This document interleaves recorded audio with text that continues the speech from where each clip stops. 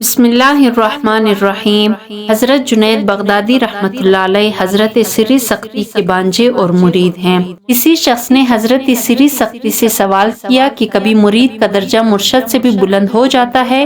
فرمایا بے شک، جس طرح جنید میرا مرید ہے لیکن مراتب میں مجھ سے زیادہ ہے۔ بچپن ہی سے آپ کو بلند مدارج حاصل ہوتے رہیں۔ ایک مرتبہ مکتب سے واپسی پر دیکھا کہ آپ کے والد برسر راہ رو رہے ہیں۔ آپ نے وجہ پوچھی تو فرمایا کہ میرے رونے کا سبب یہ ہے کہ آج میں نے تمہارے ماموں کو مال زکوٰۃ میں سے کچھ درہم بھیجے تھے، لیکن انہوں نے لینے سے انکار کر دیا، اور آج مجھے یہ احساس ہو رہا ہے کہ میں نے اپنی زندگی ایسے مال کے حصول میں صرف کر دی جس کو خدا کے دوست بھی پسند نہیں کرتے۔ چنانچہ حضرت جنید نے اپنے والد سے وہ درہم لے کر اپنے ماموں کے یہاں پہنچ کر آواز دی، اور جب اندر سے پوچھا گیا کہ کون ہے تو آپ نے عرض کیا کہ جنید آپ کے لیے زکوٰۃ کی رقم لے کر آیا ہے، لیکن انہوں نے پھر انکار کر دیا۔ جس پر حضرت جنید نے کہا کہ قسم ہے اس ذات کی جس نے آپ کے اوپر فضل اور میرے والد کے ساتھ عدل کیا، اب آپ کو اختیار ہے کہ یہ رقم لے یا نہ لے، کیونکہ میرے والد کے لیے جو حکم تھا کہ حقدار کو زکوٰۃ پیش کر دو وہ انہوں نے پورا کر دیا۔ یہ بات سن کر حضرت سری نے دروازہ کھول کر فرمایا کہ رقم سے پہلے میں تجھے قبول کرتا ہوں۔ چنانچہ اسی دن سے آپ ان کی خدمت میں رہنے لگے، اور 7 سال کی عمر میں انہی کے ہمراہ مکہ معظمہ پہنچے۔ وہاں 4 صوفیاء کرام میں شکر کے مسئلہ پر بحث چھڑی ہوئی تھی، اور جب سب شکر کی تعریف بیان کر چکے تو آپ کے ماموں نے آپ کو شکر کی تعریف بیان کرنے کا حکم دیا۔ چنانچہ آپ نے کچھ دیر سر جھکائے رکھنے کے بعد فرمایا کہ شکر کی تعریف یہ ہے کہ جب اللہ تعالیٰ نعمت عطا کرے تو اس نعمت کی وجہ سے منعم کی نافرمانی کبھی نہ کرے۔ یہ سن کر لوگوں نے کہا کہ واقعی شکر اسی کا نام ہے۔ پھر آپ نے بغداد واپس آ کر آئینہ سازی کی دکان قائم کر لی، اور ایک پردہ ڈال کر 400 رکعت نماز یومیہ اسی دکان میں ادا کرتے رہے، اور کچھ عرصہ کے بعد دکان کو خیرباد کہہ کر حضرت سری سختی کے مکان کے ایک حجرے میں گوشہ نشین ہو گئے، اور 30 سال تک عشاء کی وضو سے فجر کی نماز ادا کرتے رہے، اور رات بھر عبادت میں مشغول رہتے تھے۔ 40 سال کے بعد یہ خیال ہو گیا کہ اب میں معراج کمال تک پہنچ گیا ہوں۔ چنانچہ غیب سے ندا آئی کہ اے جنید، اب وہ وقت آ چکا ہے کہ تیرے گلے میں زنار ڈال دی جائے۔ آپ نے عرض کیا اے باری تعالیٰ، مجھ سے کیا قصور سرزد ہوا ہے؟ جواب ملا کہ تیرا وجود ابھی تک باقی ہے۔ یہ سن کر آپ نے سرد آہ بھرتے ہوئے کہا کہ جو بندہ وصال کا اہل ثابت نہ ہو سکا، اس کی تمام نیکیاں داخل معصیت ہو گئی۔ اس کے بعد آپ کو فتنہ پردازوں نے سخت سست بھی کہا اور خلیفہ سے بھی آپ کی شکایتیں کی، لیکن خلیفہ نے کہا کہ جب تک ان کے خلاف یہ جرم ثابت نہ ہو جائے، ان کی وجہ سے لوگ فتنہ فساد میں مبتلا ہوتے ہیں، سزا دینا قرین قیاس نہیں۔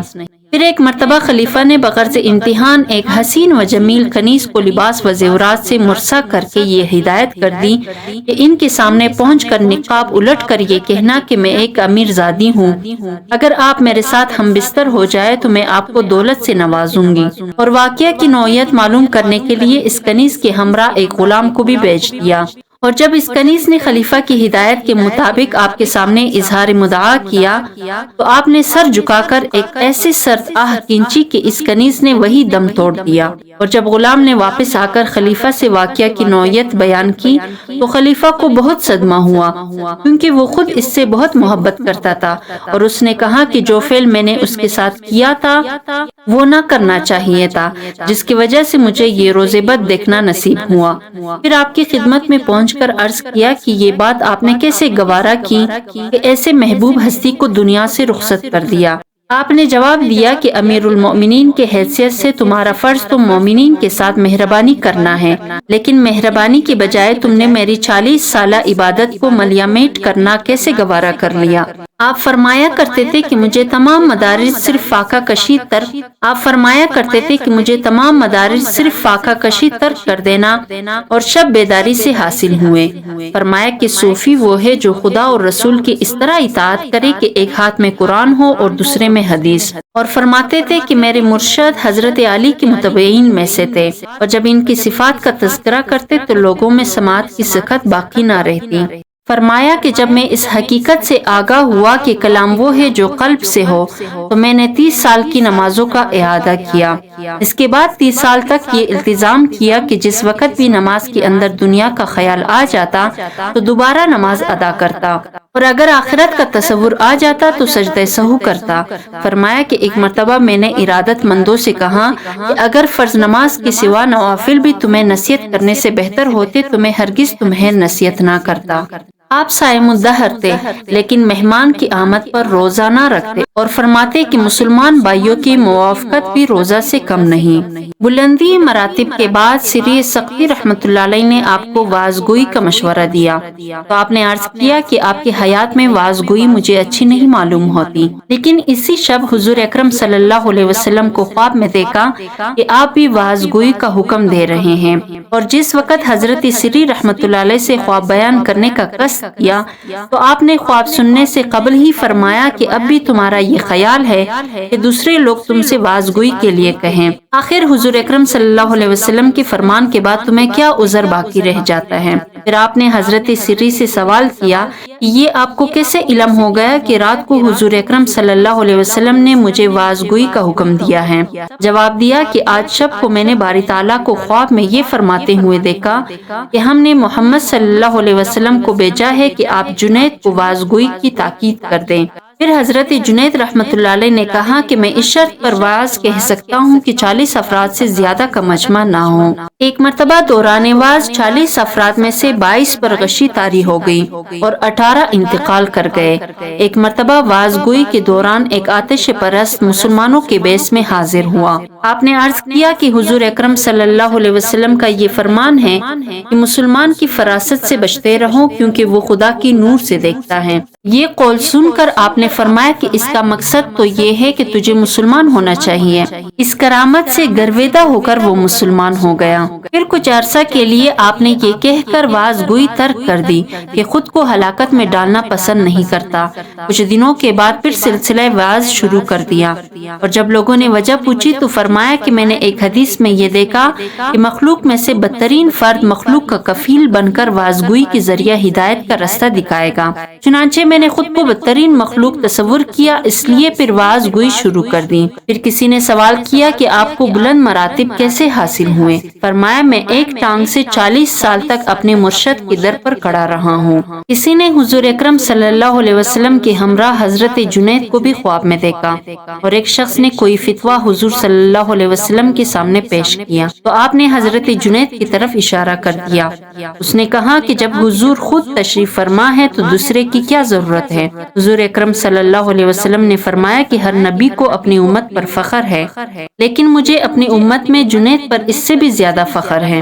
ایک مرتبہ آپ آشوب چشم میں مبتلا ہوئے تو ایک آتش پرست طبیب نے آنکھوں پر پانی نہ لگنے کی ہدایت دی، لیکن آپ نے فرمایا کہ وضو کرنا تو میرے لیے ضروری ہے، اور طبیب کے جانے کے بعد وضو کر کے نماز عشاء ادا فرما کر سو گئے، اور صبح کو بیدار ہوئے تو درد چشم ختم ہو چکا تھا۔ یہ ندا آئی کہ چونکہ تم نے ہماری عبادت کی وجہ سے آنکھوں کی پرواہ نہیں کی، اس لیے ہم نے تمہاری تکلیف ختم کر دی۔ اور طبیب نے جب سوال کیا کہ ایک ہی شب میں آپ کی آنکھیں کس طرح اچھی ہو گئی تو فرمایا کہ وضو کرنے سے۔